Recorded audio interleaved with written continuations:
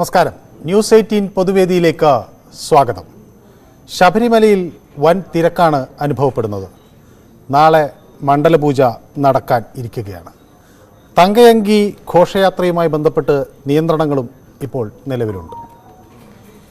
ഈ ശബരിമലയിലെ തിരക്ക് ഇങ്ങനെ വർദ്ധിക്കുന്നതിൻ്റെ കാരണം എന്ത്? തിരക്ക് നിയന്ത്രിക്കാൻ നമ്മുടെ സർക്കാർ സംവിധാനങ്ങൾക്ക് കഴിയാതെ പോകുന്നത് എന്തുകൊണ്ട്? ഈ വിഷയമാണ് പൊതുവേദി ഇന്ന് ചർച്ച ചെയ്യുന്നത്. എല്ലാവർക്കും പൊതുവേദിയിലേക്ക് സ്വാഗതം.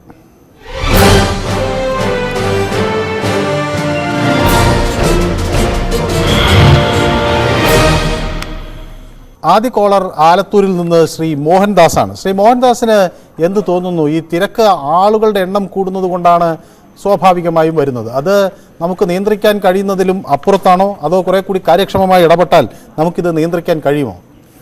സ്വാമി ശരണം. ഞാൻ വർഷങ്ങളായിട്ട് ഞാൻ ശബരിമലയ്ക്ക് പോയിരുന്ന ആളാണ്. 75 വയസ്സായി. ഇപ്പോ ഏറ്റവും കൂടുതൽ മാസങ്ങൾക്ക് മുമ്പ് പോയത്. അന്നത്തെ തിരക്ക് ഇത്രയൊന്നും ഇല്ലെങ്കിലും എന്നാലും തിരക്കുണ്ട്. കാരണം അവിടെ സൗകര്യങ്ങൾ കുറവായിരുന്നു അന്ന്. ഇന്നത്തെ സൗകര്യങ്ങളൊക്കെ ആകുമ്പോൾ ആൾക്കാരുടെ എണ്ണം കൂടി.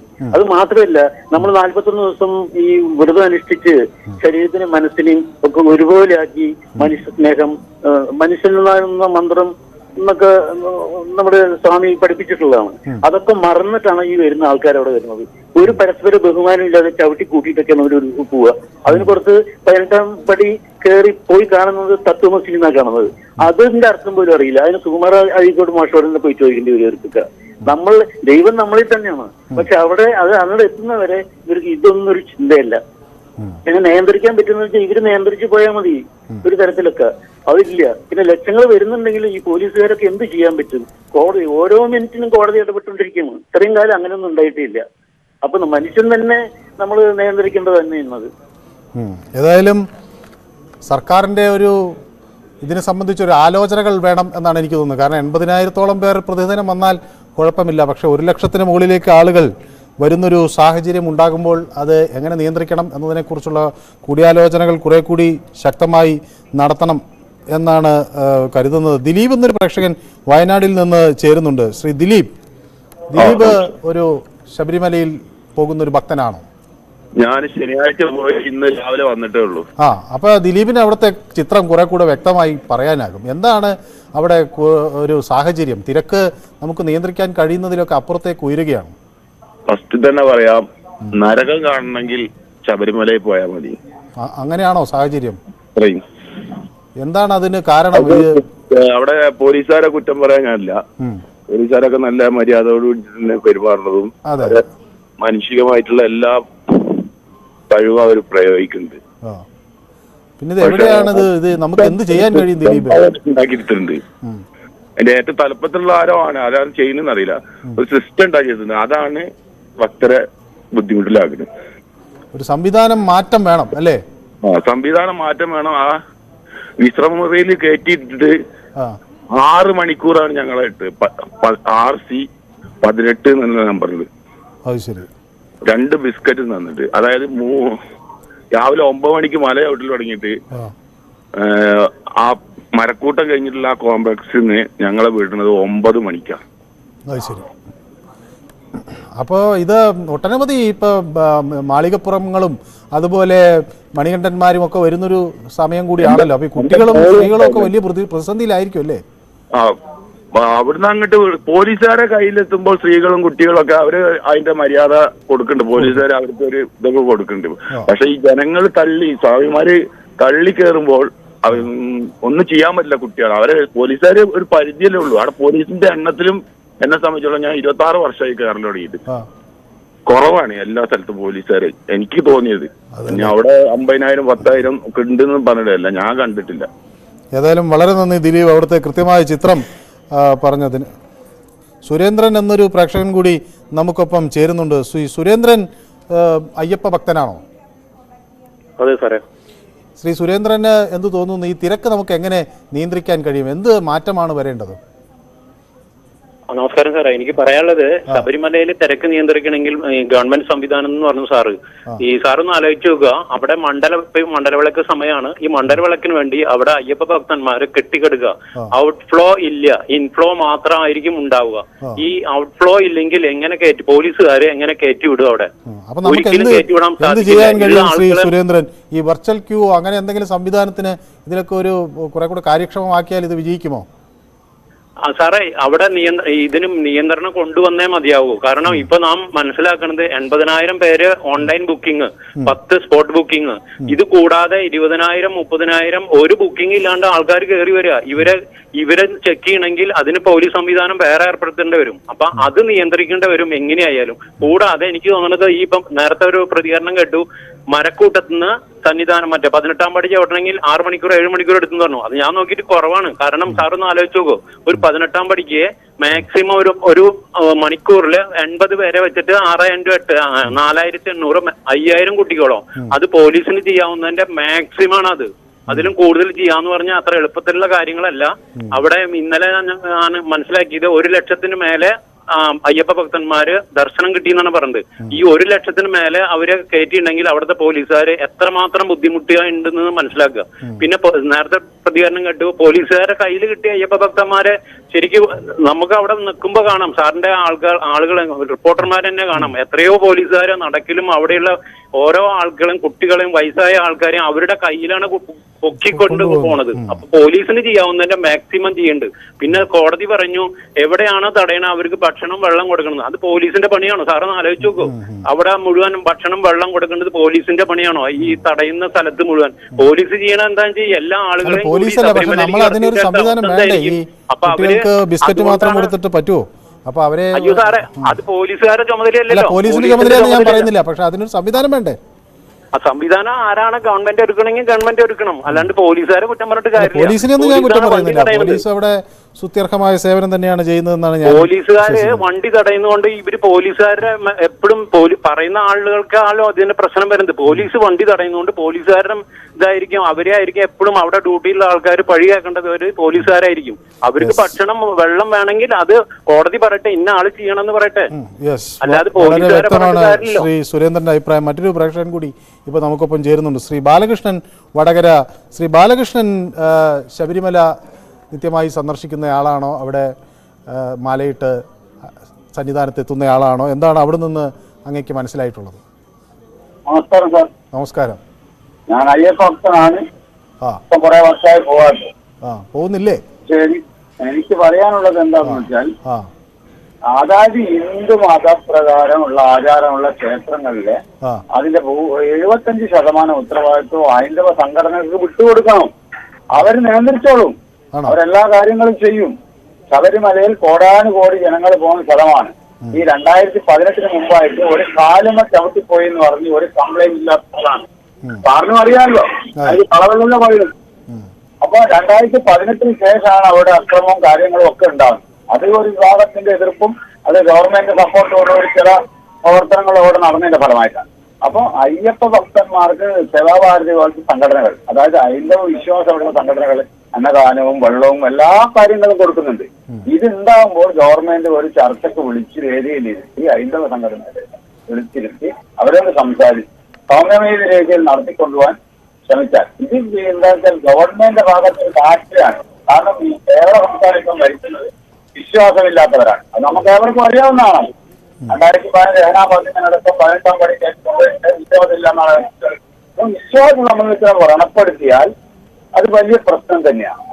വളരെ വ്യക്തമാണ് താങ്കളുടെ അഭിപ്രായം. ചങ്ങനാശ്ശേരിയിൽ നിന്ന് ഒരു പ്രേക്ഷകൻ വിളിക്കുന്നുണ്ട്, ശ്രീ മനോജ്. ശ്രീ മനോജിന് എന്ത് തോന്നുന്നു? നമുക്ക് ഈ തിരക്ക് എങ്ങനെ നിയന്ത്രിക്കാം? സർക്കാർ കുറെ കൂടി കാര്യക്ഷമമാകേണ്ടതുണ്ടോ അതോ അല്ലാതെ മറ്റെന്താണ് വഴിയുള്ളത്? സാറേ, എനിക്ക് ഏറ്റവും അഭിപ്രായം പറയാനുള്ളത് 18-ാം പടിക്ക് അത് നിലനിർത്തിക്കൊണ്ട് അവിടെ കയറാനുള്ള ഒരു സംവിധാനം സെപ്പറേറ്റ് ഉണ്ടാക്കണമെന്നുള്ളതാണ് ആദ്യത്തെ നിർദ്ദേശം. എന്ന് വെച്ചാൽ ഞാൻ 2016 പോയി ഒരു 17 മണിക്കൂറോളം അടുത്ത് ക്യൂ നിന്ന ഒരു വ്യക്തിയായി. അത് കഴിഞ്ഞ് ഞാൻ മല ചവിട്ടിയിട്ടില്ല. പിന്നെ രണ്ടാമത്തെ കാര്യം, സുഖമില്ലാത്തവർ പോകരുതെന്ന് ഞാൻ പറയത്തുള്ളൂ, അപകടങ്ങൾ ഒഴിവാക്കാനായിട്ട്. പിന്നെ സ്വകാര്യ വാഹനങ്ങളുടെ ഇത് പണ്ടെന്ന് പറഞ്ഞു കഴിഞ്ഞാൽ നമ്മൾ കൂടുതലും KSRTC മാത്രം ആശ്രയിച്ച പോയിക്കൊണ്ടിരുന്നത്. ഇനിയിപ്പോ 2 പേരുണ്ടെങ്കിലും ഒരാളുണ്ടെങ്കിലും ഒരു കാർ എടുത്ത് അങ്ങ് പോവുക, അത് ഇപ്പം ഒരു വിശ്വാസത്തിന്റെ പുറത്തല്ല, അവിടെ ഒക്കെ ഒന്ന് കാണാനുള്ള രീതിയിൽ. എൻ്റെ ഒരു അഭിപ്രായം ഞാൻ പറയുന്നത് പൊതുവേ ഉള്ളതല്ല, ഇപ്പോഴത്തെ രീതി കണ്ടിട്ട് അത് അങ്ങനെയാണ്.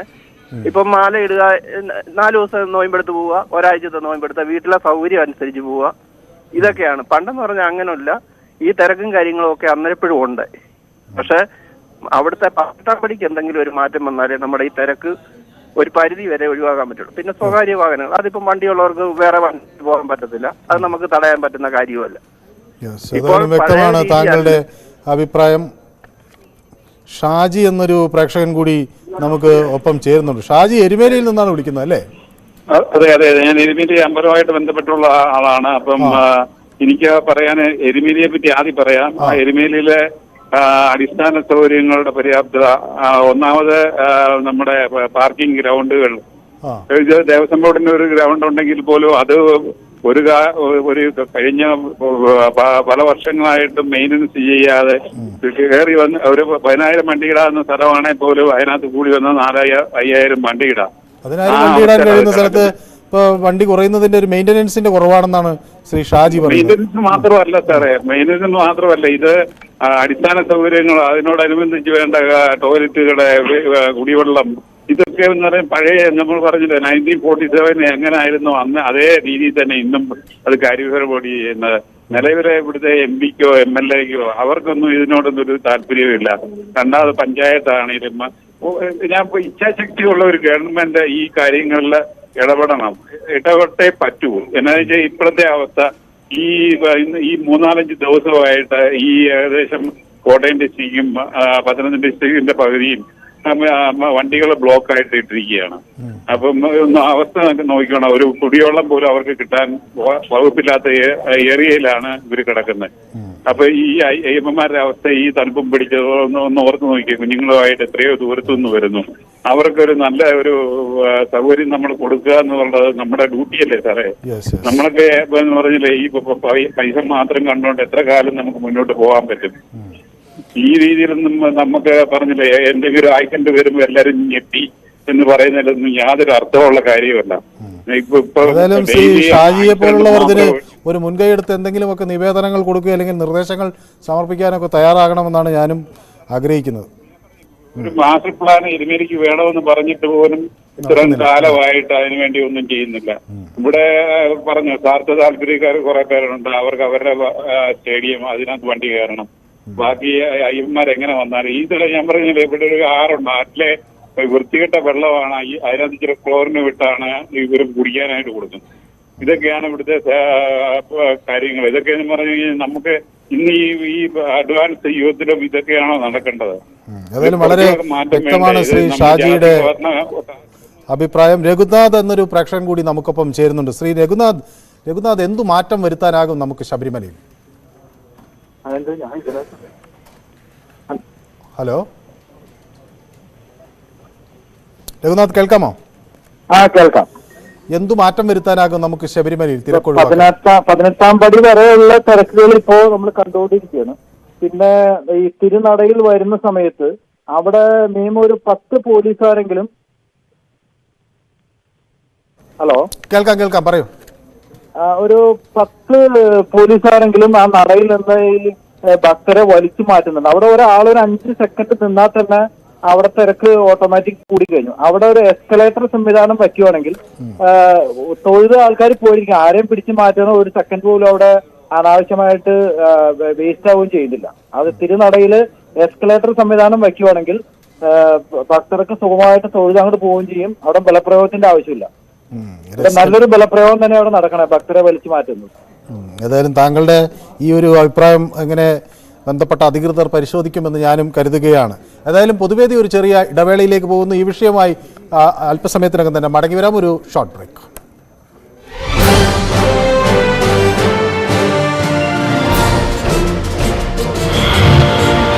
പൊൻകതിർപുട്ട് സ്വപ്നത്തിന് പരിസമാപ്തി. പിന്നീട് ഈ മാസം 30 വൈകുന്നേരം 5 മണിക്ക് നട തുറക്കുന്നതോടെ മകരവിളക്ക് ഉത്സവകാലത്തിന് തുടക്കമാകും. ന്യൂസ് 18 സന്നിധാനം. മണ്ഡലകാല തീർത്ഥാടനത്തിന് പരിസമാപ്തി കുറിക്കുന്ന ദിവസമാണ് മണ്ഡലപൂജ. തിരുവിതാംകൂർ രാജകുടുംബം അയ്യപ്പന് സമർപ്പിച്ച തങ്കയങ്കി ചാർത്തിയുള്ള പൂജയാണ് ഈ ദിവസത്തെ സവിശേഷത. വർഷത്തിലൊരിക്കൽ മാത്രമേ ഇത് ശബരിമല സന്നിധാനത്ത് കൊണ്ടുവരികയുള്ളൂ. മണ്ഡലപൂജയ്ക്ക് തലേ ദിവസം വൈകിട്ട് ദീപാരാധനയ്ക്കും മണ്ഡലപൂജ സമയത്തും മാത്രമേ തങ്കയങ്കി അയ്യപ്പ വിഗ്രഹത്തിൽ ചാർത്തു. 26-ാം തീയതി വൈകുന്നേരം 5 മണിക്ക് നട തുറന്ന് ഈ തങ്കയങ്കി സ്വീകരിക്കാൻ വേണ്ടി അത് ബന്ധപ്പെട്ട അധികൃതർ ഇവിടുന്ന് പോയി സ്വീകരിച്ചുകൊണ്ട് വന്ന് 26-ാം തീയതി വൈകുന്നേരത്തെ ദീപാരാധന തങ്കയങ്കി ചാർത്തിയുള്ള ഒരു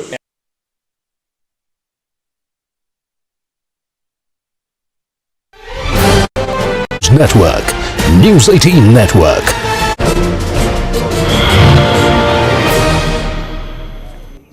യെസ്, പൊതുവേദി തുടരുകയാണ്. സൂപ്പി എന്നൊരു പ്രേക്ഷകൻ വയനാട്ടിൽ നിന്ന് ചേരുന്നുണ്ട്. ശ്രീ സൂപ്പി, എങ്ങനെ കാണുന്നു ഈ തിരക്ക്? നമുക്ക് എന്ത് ചെയ്യാൻ കഴിയുമെന്നാണ് സൂപ്പി കരുതുന്നത്? ശബരിമല തിരക്ക്, ശബരിമല പുണ്യ സ്ഥലമാണ്. ശരി, ത്യാഗങ്ങൾ സഹിക്കേണ്ടി വരും ഇത്തരം കാര്യങ്ങളൊക്കെ.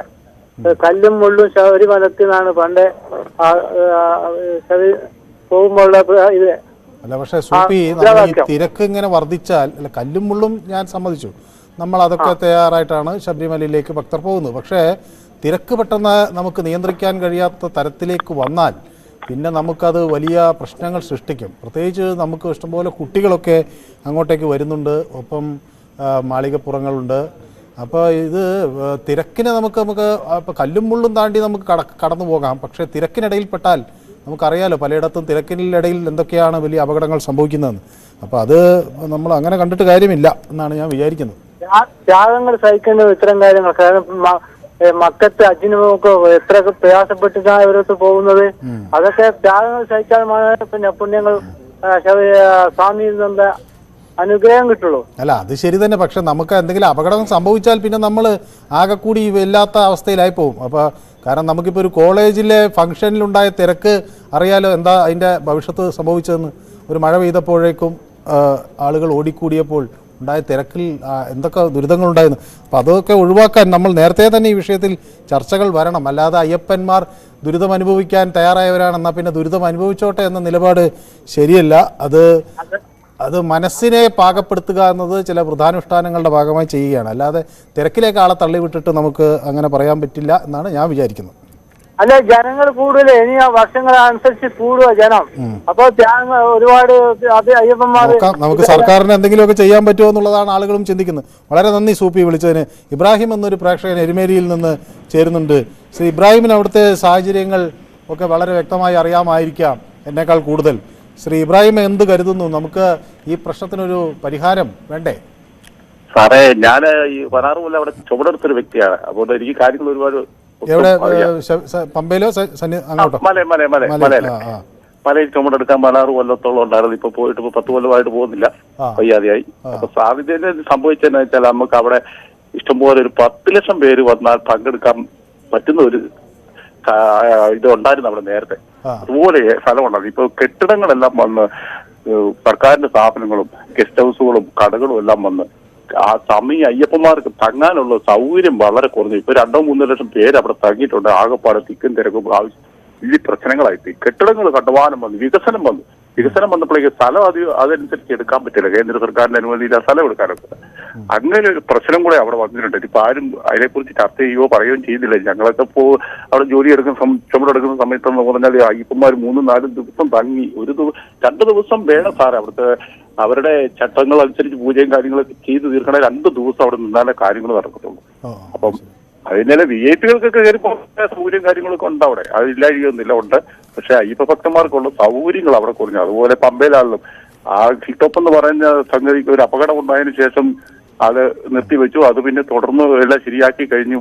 സർക്കാർ അത് വീണ്ടെടുക്കാൻ വേണ്ടി സമയമായപ്പോഴേക്ക് കോടതിയിൽ പോയിട്ട് കാര്യമില്ല. ഇതിനൊക്കെ 1 വർഷം മുമ്പേ ഇതിനുള്ള മുൻകരുതലുകൾ എടുത്താൽ മാത്രമേ നമുക്ക് അവിടുത്തെ കാര്യങ്ങളൊക്കെ നീക്കുപോയി. സമയമാകുമ്പോഴേക്ക് ഓടിച്ചെന്ന് കോടതിയിലും അവിടെ പറഞ്ഞിട്ടൊന്നും കാര്യമില്ല. അതിന് 1 വർഷം മുമ്പേ അതിന് മുൻകരുതൽ എടുക്കാം. പണ്ടൊക്കെ എന്ന് പറഞ്ഞാൽ സാറേ, നമ്മൾ അടുത്ത വർഷം ഈ തിരക്ക് മുൻകൂട്ടി കണ്ട് നടപടികൾ സ്വീകരിക്കും എന്ന് നമുക്ക് വിചാരിക്കാം. വളരെ നന്ദി ശ്രീ ഇബ്രാഹിം കുട്ടി അവിടെ നിന്ന് വിളിക്കുകയും കാര്യങ്ങൾ പങ്കുവെക്കുകയും ചെയ്തതിന്.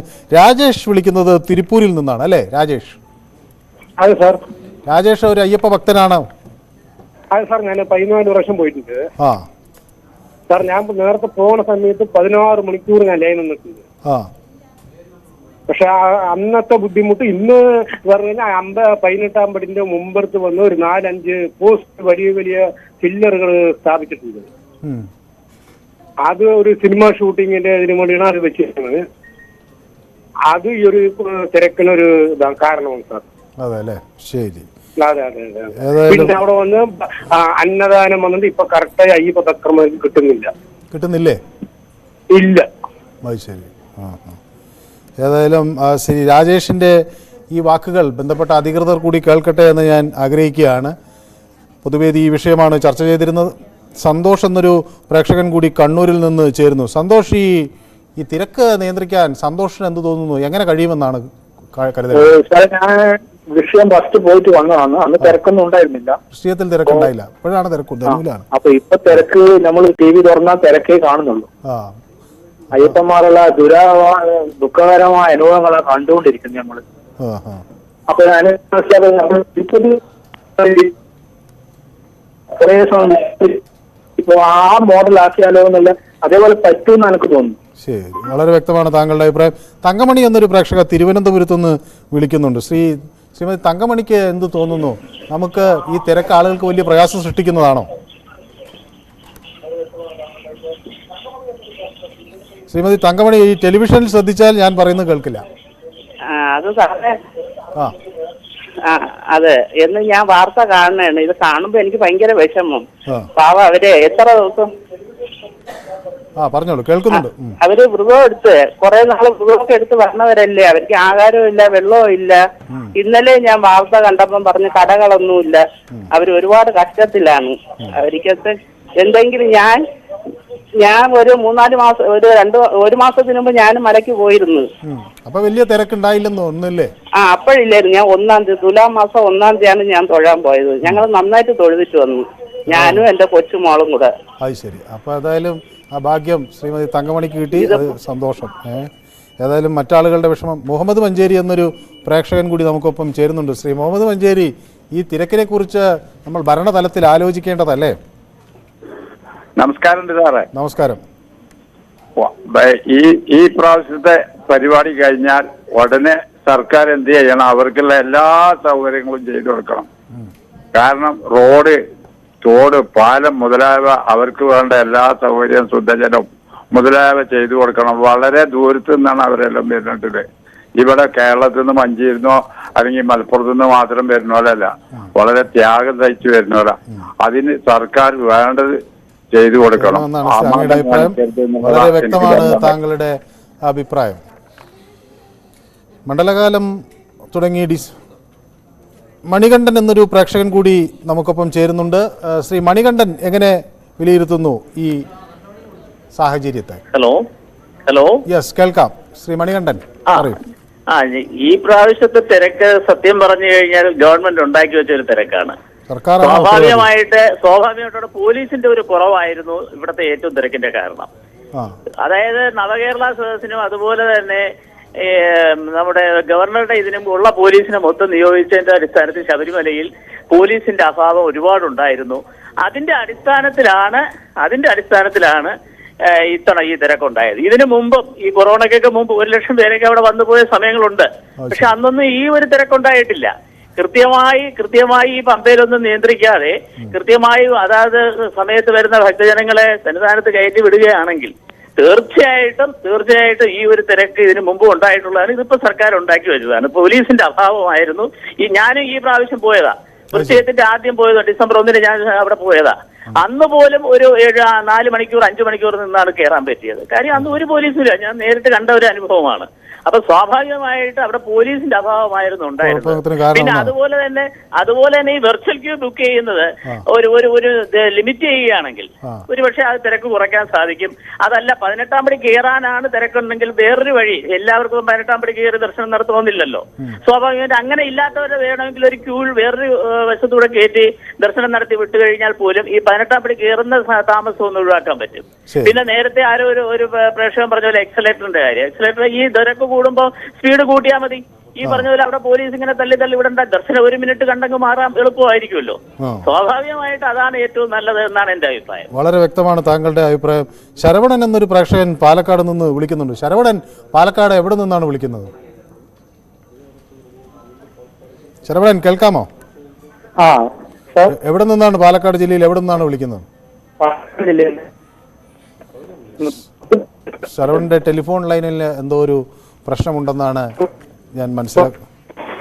ഏതായാലും ഇതിൻ്റെ സമയം അതിക്രമിച്ചിരിക്കുന്നു. നമ്മൾ ഈ വിഷയം ചർച്ച ചെയ്തിരുന്നു. ഈ ശബരിമലയിൽ ഇപ്പോൾ ഉണ്ടാകുന്ന തിരക്കിനൊരു പ്രധാന കാരണം സർക്കാരിൻ്റെ കെടുകാര്യസ്ഥതയാണെന്നാണ് NSSൻ്റെയൊക്കെ ഒരു ആരോപണം. ഏതായാലും ഈ വിഷയം യൂട്യൂബിൽ നമ്മൾ ചർച്ച ചെയ്തു. സർക്കാരിൻ്റെ കെടുകാര്യസ്ഥതയാണോ കാരണം എന്ന ചോദ്യത്തിന് 88% ആളുകൾ അത് സർക്കാരിൻ്റെ കെടുകാര്യസ്ഥതയാണ് എന്ന് വ്യക്തമാക്കുന്നു. അതേസമയം 12% ആളുകൾ സർക്കാരിന് പ്രത്യേകിച്ച് ഒന്നും ശബരിമലയിൽ ചെയ്യാനില്ല എന്ന നിലപാടാണ് സ്വീകരിച്ചിരിക്കുന്നത്. ഏതായാലും ശബരിമലയിലെ അയ്യപ്പ ഭക്തന്മാരുടെ സാഹചര്യം നമുക്ക് അത്യധികം ഗൗരവത്തോടു കൂടി കണ്ടേ മതിയാകൂ. അതിനൊരു പരിഹാരവും ഉണ്ടായേ മതിയാകൂ. ഇന്നത്തെ പൊതുവേദി ഇവിടെ സമാപിക്കുന്നു. നാളെ മറ്റൊരു വിഷയമായി വീണ്ടും കാണാം. നന്ദി, നമസ്കാരം.